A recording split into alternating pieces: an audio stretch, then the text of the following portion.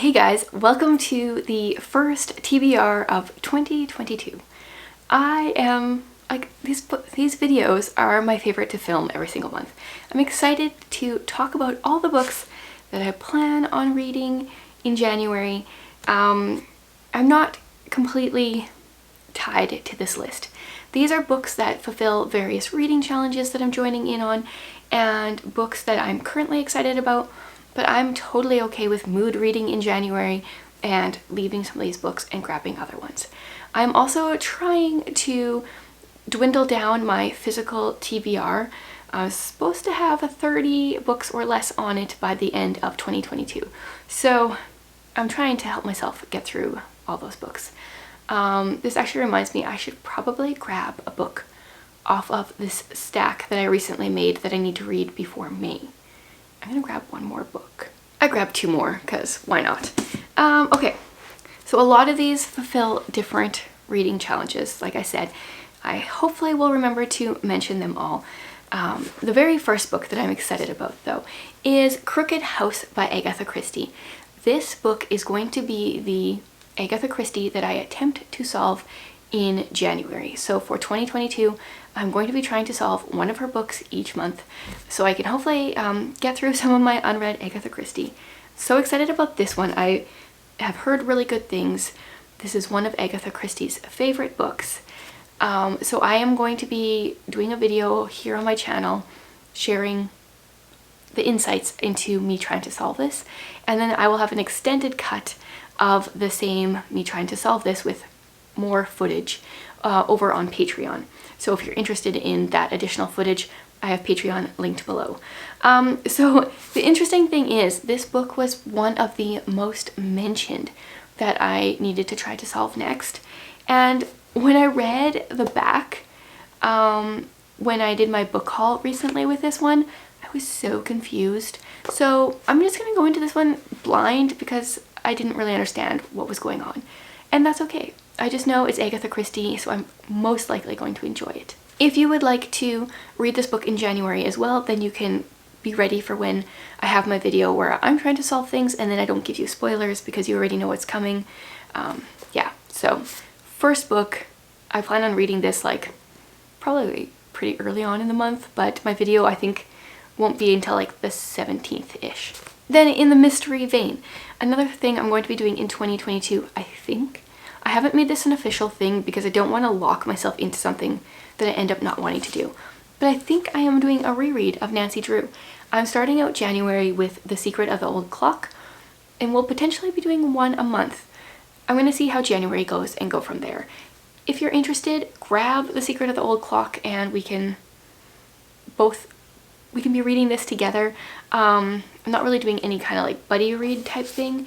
The interesting thing to note though is when your Nancy Drew was printed. So this current one that I have is 1959 copyright because they did change some things. Some of them were from the 30s and are different. I would really like to get my hands on a copy of the same book from the 30s and the 50s to see what's all different. So hopefully maybe I can do that sometime this year. I need to make a list of all the books that I have and their publication dates and then keep an eye out for the other ones. So this is, yeah, like the very first Nancy Drew.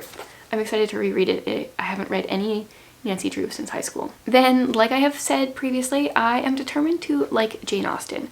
I've just decided that I feel like I need to like her. So in January, I'm going to be reading Persuasion. I talked about this when I hauled this book. There is a YouTuber, and I honestly, her name is, it's either Kara or Sierra, I don't know how she pronounces it, Foster, maybe? She has been doing a read-through of the Jane Austen novels, and I think in order of publication, this is the last one, and so this is happening in January. So I plan on reading this one in January, and then maybe reading more Jane Austen in July. So yeah, Persuasion. I've never read this one, don't know anything about it. While these editions are beautiful, I guess they don't really tell you anything about it. There is just a quote on the back, which I do think is pretty gorgeous. So we'll see if I like Jane Austen in January. And I've determined that if I don't like any of her books, I just need to keep rereading them until I do. Okay, now going on to other reading challenges. I have my 2022 Read Your Bookshelf challenge, restarting, new year. And January's prompt is to read a book with a quiet word in the title. You can take the word quiet and change it something quiet-ish. So I have two options here and I might read both of them. We'll see. The first one is The Silent Patient. I really don't know what to expect from this one. I got it in a, oh, there's a little bug. I got it in a blind date with a book package. I've heard a lot of people really like it. It's a thriller of some sort. It's the kind of thriller I don't really want to know anything going into. Most people like it, and then there's a few people that have said they don't think I'm going to like it. So we'll see. But I'm taking the word silent as a quiet word. And then this one I got as an idea because when I did my announcement video about a month ago, someone mentioned they were probably going to read this one for this prompt, and it's Gentle and Lowly. I had this on a TBR a while ago and never got to it. And the word gentle is a quiet word in my mind, so that totally works. The subtitle is The Heart of Christ for Sinners and Sufferers. This is by Dane Ortland. I don't really know anything. I've heard good things, so hopefully that is a good indicator. Then I have another non-fiction, and I have decided that I needed to read this one in January. It is called Love Where You Live, How to Live Sent in the Place You Call Home. And January, when it's so frigid here on the prairies, I really need a reminder to love where I live. So I'm hoping this will be a good one. I've had it on my TBR for quite some time and keep thinking that I should read it because I think I'm going to like it. But I'll know for sure in January.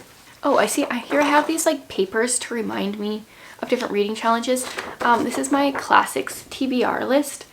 And I was going to mention this because Persuasion is one of my books on here. So when I read Persuasion, I'm going to be checking off another one of my 50 classics I want to read before I die. My goal is to read 7 of them this year, or like in 2022. And then next reading challenge that I have printed out here is the Buzzword-a-thon, the Buzzword Reading Challenge. Yes, that's what she's calling it now, the Buzzword Reading Challenge. I have Books and Lala's printable here as well, and her prompt for January is the 5 W's.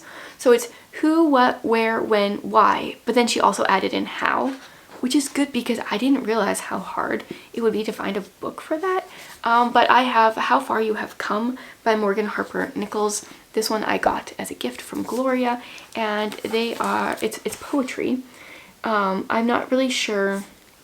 This one says Musings on Beauty and Courage, and then she wrote this on a road trip. So every time she went into a different state, I guess she broke down which poems she wrote in different states. Oh yeah, then there's Texas. I don't know. So I'm looking forward to this one. I enjoyed the first one that I read, All Along You Were Blooming, so I'm looking forward to that one. Then I got this one from a subscriber recently. This is The Sky Between You and Me. I shared this in a recent book haul. She so kindly gifted it to me. It is a free verse novel about an eating disorder. So, and I believe, yeah, this is like a YA book. I really like free verse novels. I feel like they can really hit some heavy topics, and I think this one's going to be really good. I'm looking forward to that. Oh, here, before I forget, made myself a little sticky note. I am getting this one from the library. It is called Rock, Paper, Scissors by Alice Feeney. So Tia is doing a book club in 2022 with her husband, and the first book that they will be reading is Rock, Paper, Scissors. And right after I think like right after I watched her announcement video, then I saw a book haul by Liv from Liv's Library, and she was saying how Alice Feeney is one of her favorite authors or something like that. So it's like, okay, double check mark, I need to try that. All I know is it is a thriller. I don't know anything more than that, but hopefully mine comes from the library in time. Then I have a historical fiction book, which I don't generally read a lot of, but I got this one from the author. This is Cracked Reflections, and this one is Set in an imaginary mill town during the historic Bread and Roses textile strikes that ultimately changed labor laws to protect children and led to the 40-hour workweek. Honestly, I don't know much about this time period or anything, but I'm excited to learn more about it, and I really like supporting independent authors, or independently published books, so I'm excited about that. Then the next one here, I think, I didn't actually double check this, I'm pretty sure Oshina is doing a read along for Redeeming Love by Francine Rivers. I believe a movie is coming out in February. Not that I will probably watch the movie, but this was on my TBR anyway, on my shelf, so I thought I would grab this one and try to read it whenever I'm pretty sure it's January that she's doing this. If it's February, I'll bump it. So this is about the biblical story of Hosea and Gomer, but this one is set in California's gold country in 1850. I did read this in high school and don't remember a lot. I remember thinking it wasn't really like my time period to be reading about, so I didn't like love it, but I'm curious to try it again.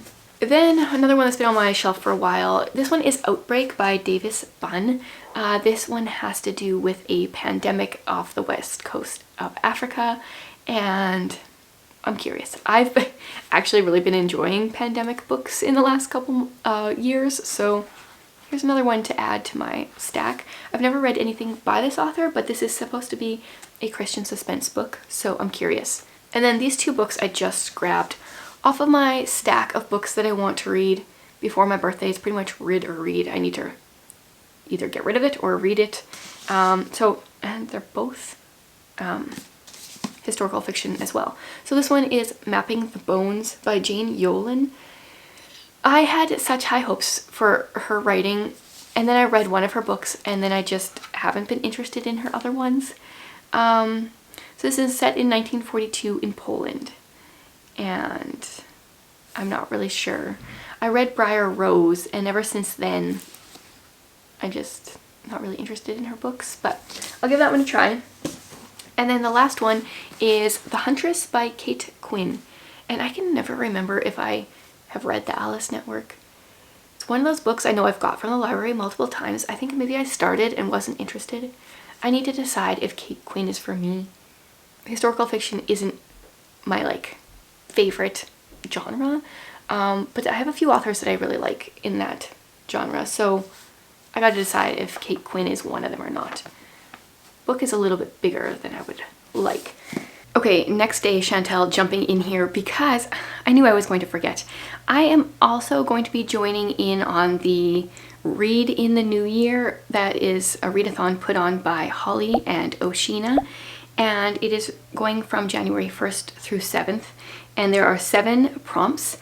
So I'm going to be doing this the first week of the month.